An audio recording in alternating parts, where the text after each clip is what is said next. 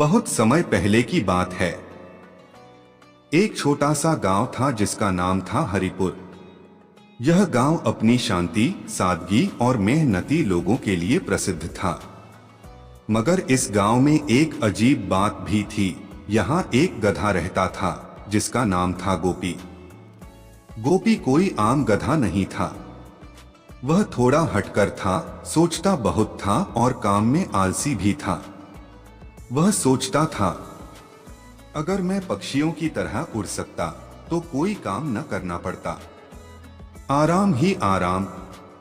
गांव के बच्चे उससे बहुत प्यार करते थे, लेकिन गांव के किसान उसे हर वक्त ताना मारते। अरे गोपी, तू सिर्फ चारा खाने के लिए पैदा हुआ है क्या? लेकिन गोपी चुपचाप रहता और अपने दिल में कुछ न कुछ सोचता रहता। एक दिन गांव में एक जादूगर आया। उसका नाम था पंडित जादूनाथ। वह गांव के पास जंगल में ठहरा और रोज शाम को जादू दिखाने लगा। गोपी चोरी छिपे हर दिन जादू देखने जाता और चुपचाप बैठकर देखता।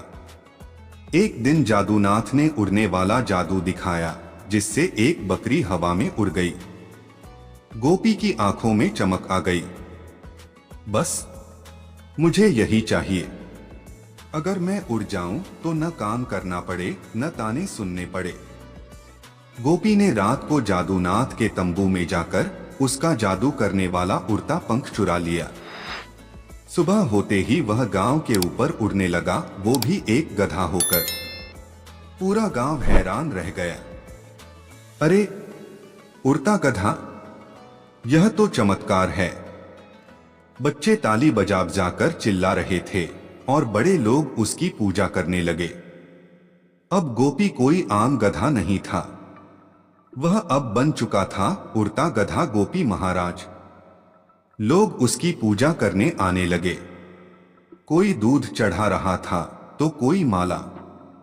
गोपी ने चालाकी से सबको यकीन दिला दिया कि जिसके सिर पर मैं अपने पैर रख दूं, उसका भाग्य चमक जाएगा। अब तो लोग उसे अपने घर बुलाने लगे, शादी, त्योहार, यहाँ तक कि स्कूल के उद्घाटन में भी। गोपी रोज नए नए पकवान खाता और झूला झूलता। उसे कोई काम नहीं करना पड़ता। उधर जादूगर जादूनाथ को जब पता चला कि उसका उड़ता पंख चोरी हुआ है और एक गधा उसे लेकर उड़ रहा है, तो वह गुस्से से आग बबूला हो गया। मेरा जादू चुराकर तू मस्ती कर रहा है, अब तू बचेगा नहीं। जादूनाथ गांव आया और सबके सामने बोला, यह गधा चमत्कारी नहीं, चोर है। यह मेरा जादू चुराकर उड़ रहा है। लेकिन गांव वाले हंसने लगे। जादूगर पगला गया है। गधा महाराज तो भगवान हैं। अब गोपी ने अपनी चालाकी और बढ़ा दी। वह बोला, जो मुझे नहीं मानते उनके खेत सूख जाएंगे और जो मुझे पूजेंगे उनके घर सोना बरसेगा।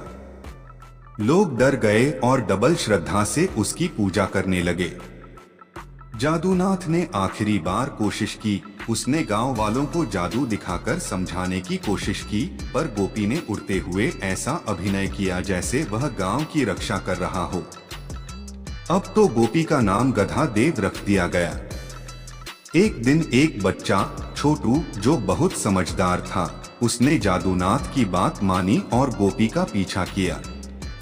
उसने देखा कि गोपी रात में उस पंख को छिपाकर रख देता है और पैरों में कपड़ा बांधकर उसे छुपा लेता है। छोटू ने गांव वालों को बुलाकर सच्चाई दिखाई। गांव वाले चौंक गए। गधा हमें बेवकूफ बना रहा था। गांव वाले नाराज हो गए। उन्होंने गोपी से जादू का पंख ले लिया और जादूनाथ को लौटा दिया। गोपी अब जमीन पर था, अकेला और शर्मिंदा। वह बोला, मैंने धोखा दिया, माफ कर दो। मैं उड़ना चाहता था लेकिन गलत रास्ता चुना। छोटू ने गांव से कहा, गलती किससे नहीं होती, पर अगर कोई माफी मांग रहा हो तो उसे एक मौका मिलना चाहिए। गांव वालों ने गोपी को माफ कर दिया।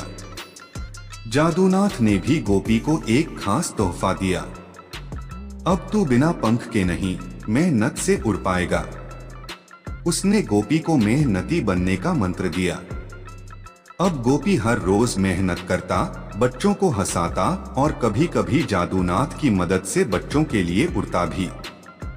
उड़ता गधा अब सच में महान था, न चालाकी से न जादू से, बल्कि सच्चाई और मेहनत से। चालाकी से पाई गई शोहरत देर तक नहीं टिकती, लेकिन मेहनत और ईमानदारी से मिली पहचान अमर हो जाती है। ऐसी ही मोटिवेशनल वीडियो देखने के लिए चैनल को सब्सक्राइब करें। वीडियो को लाइक करके कमेंट में जय हिंद जरूर लिखें। जय हिंद।